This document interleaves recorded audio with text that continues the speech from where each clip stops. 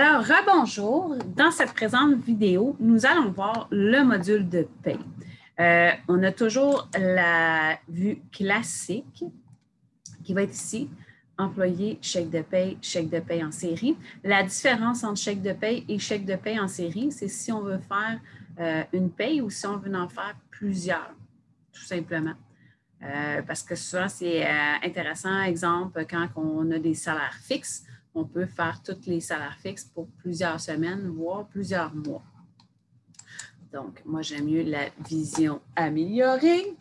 Donc, on peut toujours aller dans les rapports, voir les payes. On voit quand même les données les plus importantes, on va les voir ici.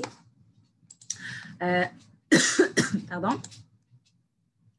Dans le module ici, employés et paye, on voit tous les rapports qui ont un lien avec les payes. On commence. Encore là, comme dans tous les autres modules, pour créer un employé, on vient ici sur le petit livre. On vient créer l'employé.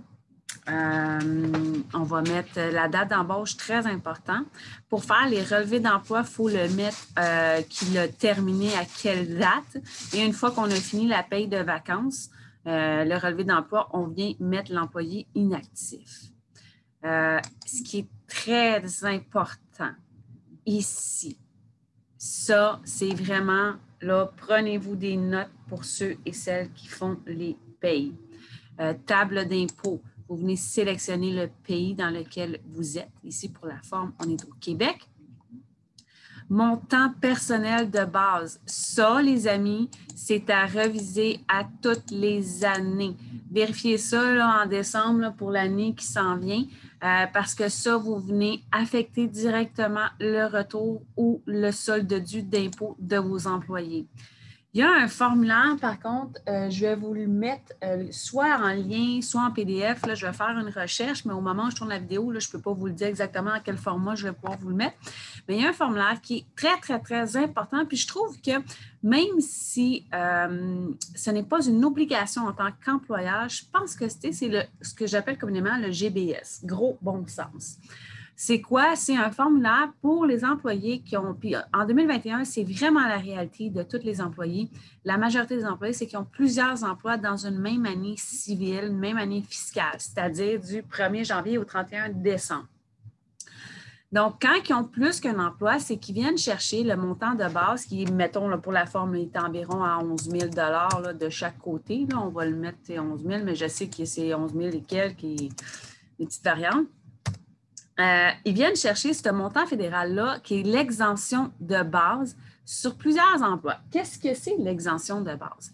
Ça veut dire que le premier 11 000 que tu gagnes dans l'année, tu n'es pas imposé dessus au fédéral et, mettons, pour la forme, 11 500 au provincial.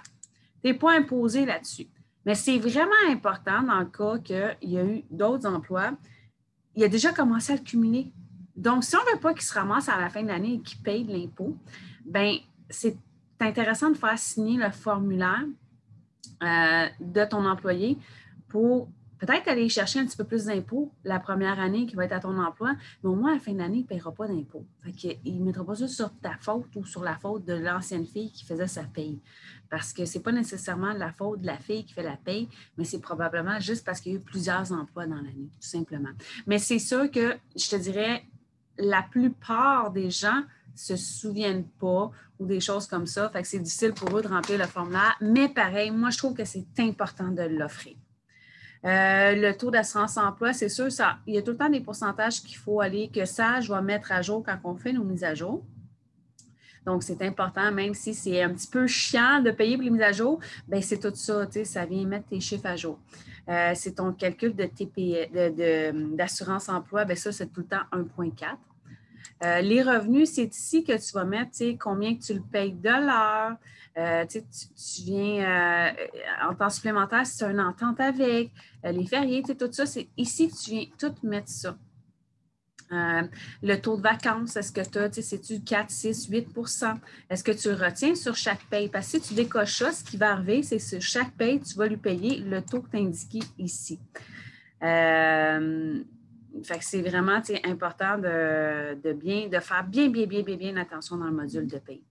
Ensuite de ça, les retenues, bien, s'ils payent, si tu as une cotisation REER, un syndicat, une assurance médicale ou, mettons, toutes sortes d'affaires, là, tu peux toutes les mettre ici. Pension alimentaire, souvent, c'est ici que tu vas les mettre. Puis là, ce qui est important de ne pas oublier dans tes DAS, parce que sinon, c'est toi, en tant qu'employeur, qui va se faire taper sur les doigts, c'est ici, au niveau de CNESST et autres charges. Ça, c'est un pourcentage que la CNESST t'envoie une fois par année. Fait que tu le mets. C'est environ entre 1,5 et 3-4 % que tu dois remettre. C'est l'assurance, encore que tu as un employé qui se blesse. Tu es obligé de payer ça, malheureusement. Donc, tu le mets ici. Les droits, est-ce qu'il y a des journées de maladie? Est-ce qu'il y a des avantages sociaux? C'est ici que tu viens les mettre. Dépôt direct, c'est ici que tu viens rentrer. Mais ça, il faut que tu payes pour ce service-là en passant. Parce que si tu veux avoir un dépôt direct qui est géré à même sage, tu as des frais, il faut vérifier avec ta banque. Moi, personnellement, je fais des virements EFT, mais j'aime bien mettre pareil les informations. Ça évite, par exemple, si j'ai à chercher, mais moi, je te dirais que je numérise tout et je mets tout dans un cloud. Mes mises à jour, mes backups se font dans le cloud. Comme ça, je ne perds jamais de données, mais pareil, c'est intéressant de l'avoir là aussi. C'était des notes. Exemple, personne à contacter en cas d'urgence. Allergie, viens les mettre ici. Moi, c'est toujours ici que je les mets. Comme ça, si, mettons, ben, tu veux un rappel à sa fête, des choses comme ça. C'est tout ici, c'est des choses, c'est un endroit que je trouve intéressant, que je mets toujours là, les mémos. Le numéro de la carte d'assurance maladie, moi, je le demande à mes employés parce que s'ils se blessent puis ils tombent sans connaissance, je n'irai pas commencer à chercher à fouiller dans sa sacoche, exemple, si c'est une fille, puis que, tu sais, ben là, ça va tomber que la carte d'assurance maladie n'est pas là, chez eux, dans l'auto, blablabla, blablabla. Je mets toutes les informations importantes qui peuvent être susceptibles dans l'alternative où mon employé est, comme je te disais, perte de conscience et ne peut pas répondre à ces questions-là ou, tu sais, blessé, whatever, c'est là que je vais les mettre. Info additionnelle, bien, regarde, là, ça, c'est nouveau. Ils nous l'ont ajouté, tu peux le mettre là, mais moi, je trouve que juste une personne, tu sais, c'est risqué. Fait que j'aime bien, tu sais, ajouter, tu sais, mettons, maman, papa, ben, tu sais, maman, papa, ça dépend de l'âge, là, mais tu sais, mettons, conjoint, un parent, une soeur, une amie, whatever. Fait que c'est sûr que là, je mettrais le conjoint, mais dans mes mots, je mettrais les autres personnes qu'on va nous donner. Puis ici, bien, on a un sommaire pour l'année en cours et l'année précédente. Combien qui est rendu dans son salaire, tout ça. Fait que c'est vraiment... puis tu peux aller sortir le rapport, tu peux aller... puis tu peux aller chercher toutes les informations, tu peux faire annuler la modification apportée, toutes ces choses-là.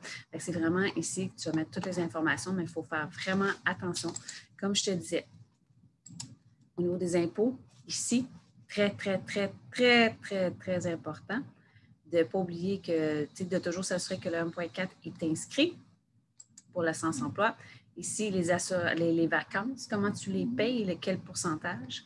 Les régulières, ça va être montant par unité. Bien, tu vas mettre, exemple, moi, j'ai un employé qui fait tout le temps 30 heures. Fait que je mets son salaire X ici, qui est de l'heure. Puis, je mets le nombre d'heures qu'elle fait par semaine. Après ça, quand je fais une paye récurrente, ça va toujours me sortir 30 heures à X montant. Puis, au besoin, je viens corriger, modifier, ajouter, soustraire sur sa paye récurrente. Mais ça, je vais te le montrer. Ça ne sera pas bien long. Désirez-vous toujours créer cette page du livre? Non. Puis, on peut sortir ici le rapport encore de tous les employés. Tu as tous les rapports que tu peux sortir quand tu es ici. Ensuite de ça, bien, les chantiers, bien, ça, c'est encore là. Vu qu'eux autres, c'est une compagnie de construction, fait qu'ils font par gestion de projet.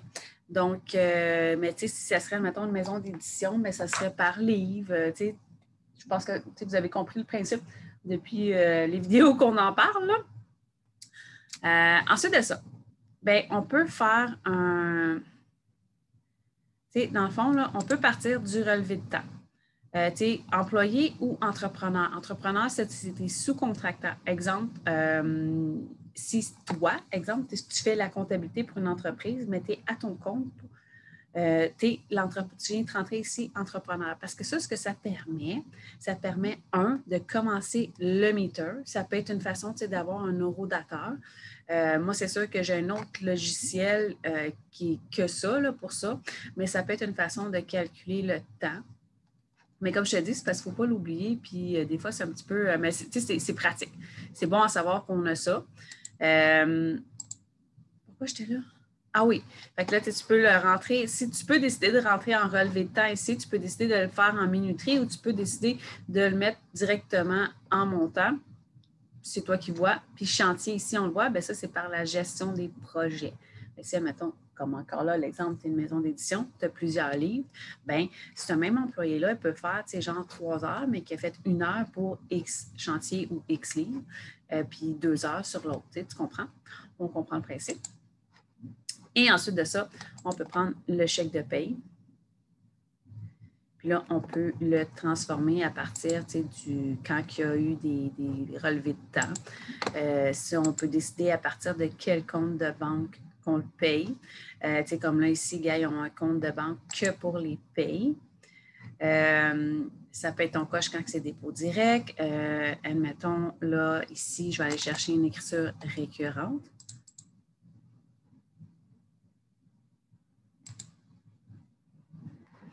Donc, tu vois, ça rentre 20 heures, 10 heures supplémentaires, le taux, patati patata, le cumul annuel, les vacances, on voit les vacances est rendu à quoi?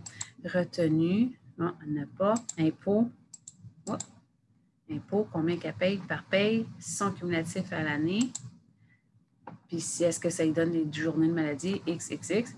Puis, admettons que, regarde, là, je viens y mettre 25, mais là, il faut faire attention.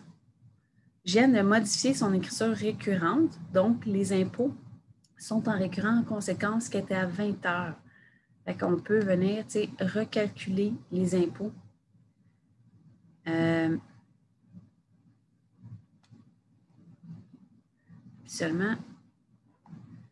Habituellement, admettons, regarde, on va la laisser. Ou on va faire, mettons, on ne peut pas, on met un salaire.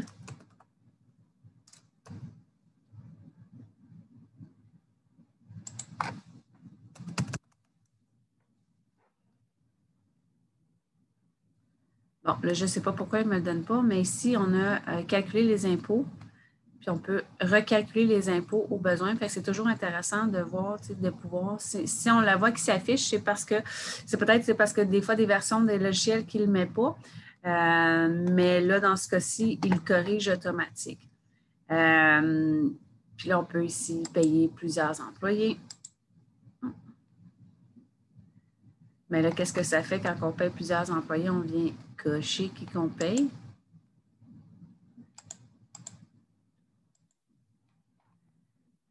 Puis on fait traiter, ça fait traiter toutes nos payes d'un coup. Mais on peut venir, si on a des besoins de faire des corrections, c'est ici qu'on peut les faire. Donc, puis en même temps-là, on peut aller imprimer. Si c'est mettons, on le fait par chèque, on imprime le chèque. Si c'est des chèques qui sont déjà faits, sinon on le fait à la mitaine. Quand je parle des chèques qui sont déjà pré-imprimés, c'est ça qui est pour faire la production de la paye. Désirez vraiment, oui. Oui, bon. Avis de versement, on peut aller le chercher ici, on peut aller le chercher ici, on peut aller le chercher dans les rapports. Qu'est-ce que c'est l'avis de versement? L'avis de versement, c'est la remise des DAS, mais ce qui est bien important, c'est qu'il faut avoir été créé le fournisseur ici, puis il faut avoir été l'ajouter au niveau de la configuration. C'est-tu rapport et formulaire ou paramètres? Je ne me rappelle pas. On va aller voir.